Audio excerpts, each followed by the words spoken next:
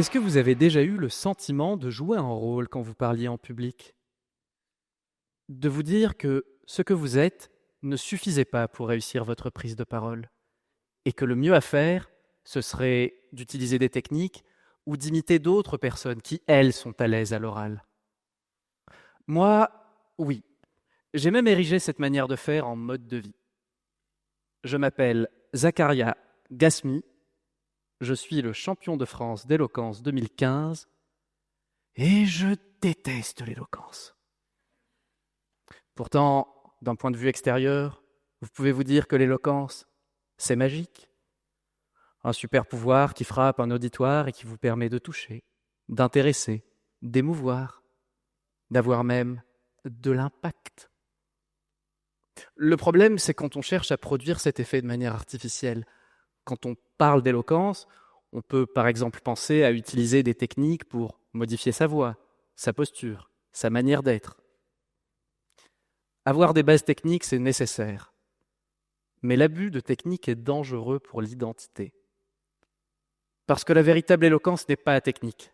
La véritable éloquence se moque de l'éloquence. Quand on utilise trop de techniques, on perd en spontanéité, en expression de soi, en naturel. On se standardise. Et se standardiser, on est nombreux et nombreux à le faire dans le cadre d'un exercice en particulier. Ce cas de figure, c'est l'entretien d'embauche. Dans un entretien d'embauche, on va avoir tendance à changer notre voix pour qu'elle soit plus élégante, mettre des vêtements qui nous serrent et qui nous font mal, et utiliser des mots qui n'existent qu'en entretien d'embauche. Si on nous demande un défaut, on répondra « perfectionniste ». Et si on nous demande de citer une personnalité inspirante, on répondra « Simone Veil ». Tout ça avec un grand sourire hypocrite et de faux rires à chaque blague du recruteur. Vous êtes hilarant, Bernard. Ça, c'est pas nous. Personne ne se comporte comme ça dans la vraie vie. Pourtant, imaginez-vous qu'une personne ait décidé de jouer un rôle pendant l'ensemble de sa vie. Eh bien, cette personne, c'est moi. En fait, moi, si je déteste tellement l'éloquence et les techniques de prise de parole, c'est parce que, comme plein de gens qui voulaient progresser, je me suis jeté dedans à corps perdu en créant un personnage qui a fini par me remplacer. Quand j'étais petit, j'ai grandi dans les quartiers nord, à Marseille, au Castellas, au 11e étage de HLM, et j'avais le nez creux. Je savais très bien que je ne pourrais pas réussir dans ces conditions. Je voyais bien que les hommes adultes autour de moi ne représentaient pas les modèles de réussite qu'on voyait. Moi, mes idoles, c'était les hommes élégants qui passaient à la télé. Pierce Brosnan, James Bond dans Meurt un autre jour, quand il buvait des martinis sur la plage avec Ali Berry. Ou Tom Welling, Clark Kent dans Smallville. Alors, pour me donner du courage, quand je marchais dans les beaux quartiers à Marseille, j'imaginais que j'avais la tête de James Bond. Mais j'avais beau faire tous les efforts à l'intérieur. La vitre du métro qui passait sur le quai me renvoyait un éclair de lucidité qui me rappelait ce à quoi je ressemblais. Je détestais ma gueule de métèque quand je voyais mon reflet dans le miroir. Mais je ne suis pas une victime. Dans la vie, quand on veut quelque chose, il faut se battre pour ça. Parce que oui, je trouvais ça injuste. Je trouvais ça injuste de ne pas être blanc. Je trouvais ça injuste que mes parents n'aient pas le bac. Je trouvais ça injuste de ne pas au moins habiter dans des endroits normaux. Mais je vous l'ai dit, quand on veut quelque chose, il faut se battre pour ça. Alors je me suis soumis à une orthopédie sociale sévère, douloureuse. Tous les soirs, j'avais 10 ans, et je répétais les phrases des hommes politiques que j'entendais à la télévision pour modifier ma voix. On était en 2006, c'était la campagne présidentielle. Je vais vous dire, je voulais avoir une voix républicaine. Quand je marchais dans la rue, j'essayais d'avoir une démarche ministérielle. J'étais le seul ado de 15 ans qui préférait ressembler à Michel Barnier qu'à 50 Cent.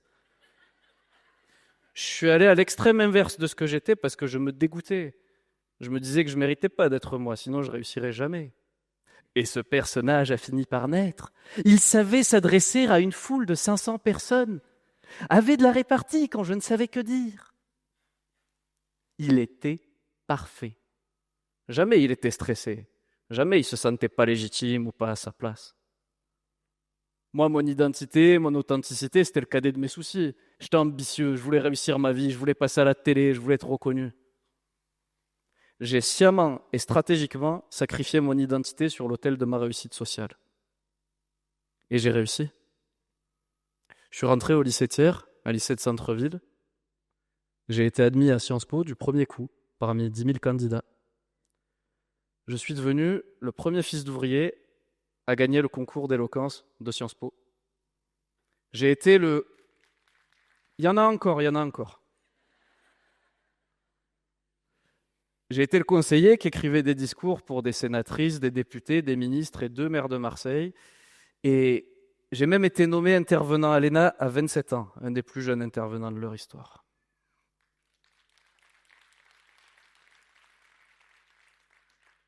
Il m'emmenait tellement dans un monde auquel j'aurais jamais eu accès sinon. Mais vous savez, on glorifie toujours, on applaudit toujours la réussite sociale. Mais on ne se pose pas la question de ce que ça coûte à la personne qui l'accomplit. Eh bien, je vais vous raconter. Ça m'a coûté une partie de moi. Je me suis arraché un morceau de mon âme comme si je m'étais arraché un bras ou une jambe. Toutes ces réussites, elles n'ont pas de goût parce que ce mec qui passe à la télé, il n'a pas ma voix, il n'a pas l'accent marseillais. Je suis allé loin, mais je suis allé encore plus loin dans la négation de mon identité.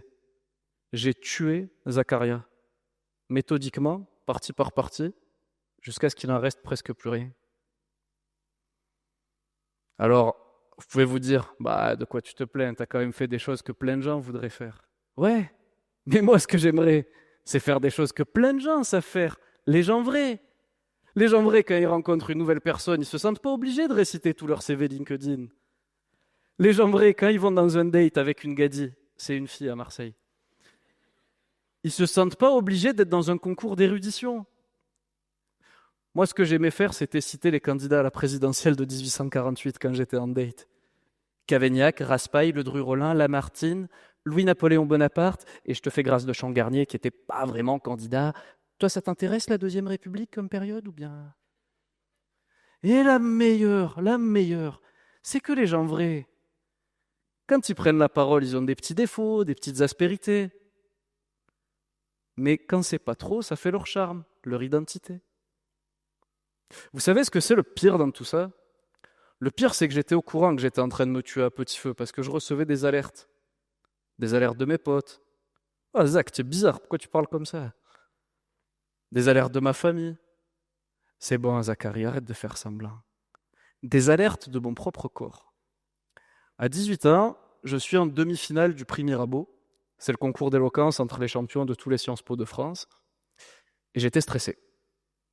Plus j'étais stressé, plus je faisais appel à mon personnage, plus je me vidais de mes forces.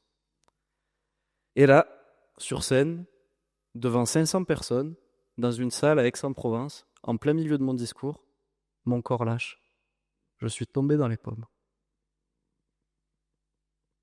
Au lieu de sortir pour me soigner, mon personnage s'est relevé, il a saisi les feuilles qui jonchaient le sol, attrapé un micro et conclut magistralement son discours.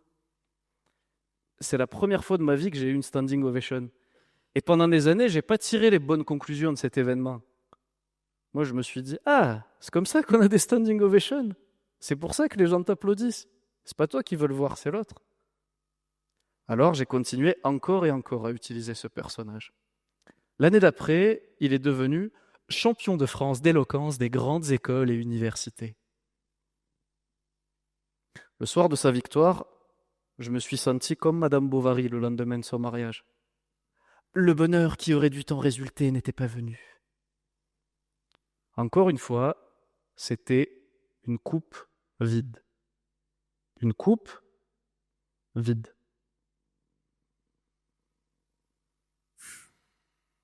Vous allez vous dire que je suis négatif, il y a quand même du positif dans cette histoire. C'est que dans toutes les coupes qu'on a vidées, il reste une partie de ce qu'on a essayé d'expulser. Au fil du temps, je me suis rendu compte qu'il restait une partie de moi.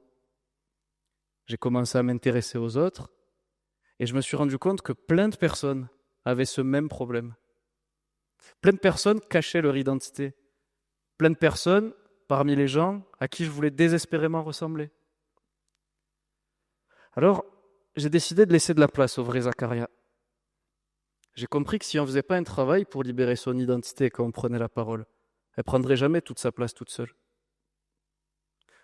Et ce soir, j'aimerais m'adresser au petit Zacharia qui a 10 ans et lui dire « Ça va aller, tu as le droit d'être toi-même et tu feras quand même une belle carrière, mon garçon. » Et toi, tu es une femme, tu as un grand poste dans un grand groupe, mais tu adoptes des codes clichés du leadership masculin. Et toi, tu es un homme, tu as eu une ascension sociale extraordinaire, mais tu ne te sens pas toujours légitime parce que tu n'as pas le cursus honorum, tu n'as pas fait HEC. À tous les trois, je veux vous dire que si vous créez un personnage, il y a des conséquences plus graves dans vos prises de parole que de bégayer, répéter 2 fois le même mot ou pas savoir quoi faire de ses mains. Ces conséquences, vous les connaissez, je vous les ai racontées à travers mon parcours.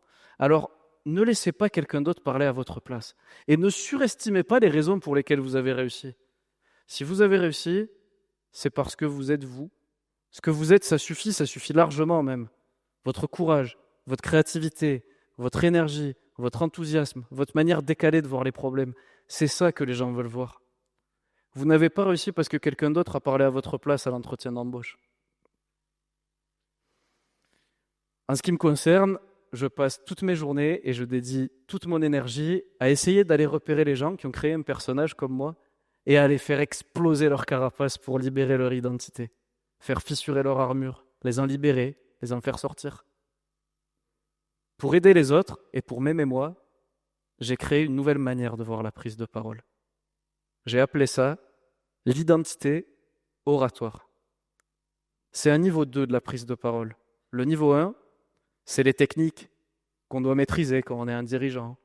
Tiens-toi droit, respire bien, regarde le public, apprends ton texte, fais une pause avant une phrase importante, conclue par une citation. Le niveau 2, c'est votre identité oratoire. C'est à quel point vous êtes capable de vous fracturer, de vous fissurer pour laisser s'échapper des choses de vous. Si ce que je vous dis, ça vous parle, faites le test. Rentrez chez vous et allez parler à une personne avec qui vous ne jouez pas un rôle, avec qui vous vous sentez en confiance. Ça peut être votre femme, votre mari, votre frère, votre sœur. Et analysez-vous quand vous parlez avec cette personne. Vous allez voir que vous avez des manières de parler, des façons de rire, un accent, des expressions, des libertés que vous prenez pas quand vous avez des prises de parole en jeu. Le but du jeu, l'idée, c'est de vous mettre des petits défis et d'aller donner des petites choses de vous pendant des prises de parole qui sont importantes. Mettez-vous des petits défis, libérez ça par petites touches. Par exemple, dans un entretien d'embauche, si vous aimez bien mettre des boucles d'oreilles roses, mettez des boucles d'oreilles roses. Si vous avez envie de faire une blague pendant un comex, faites une blague. Si vous avez envie d'utiliser une expression que vous utilisez tout le temps quand vous passez à la télé, utilisez-la. Dites pas n'importe quoi quand même non plus. Mais souvent, les gens s'auto-corrigent d'un côté plutôt que de l'autre. En ce qui me concerne, je ne suis pas arrivé au bout de mon chemin. Alors je vais me mettre moi aussi un petit défi ce soir devant vous tous. Je vous prends toutes et tous à témoin. La prochaine fois que je passerai à la télé, j'essaierai de le faire avec ma vraie voix, celle-là. Pas celle-là, pas celle du personnage, mais celle que vous avez entendue ce soir. Et je conclurai par les mots d'Alfred de Musset qui disait « Rien n'égale votre puissance, sinon votre fragilité. » Je le reprends à mon compte et ce sera le mot de la fin. Rien n'égale votre éloquence, sinon votre identité. Merci.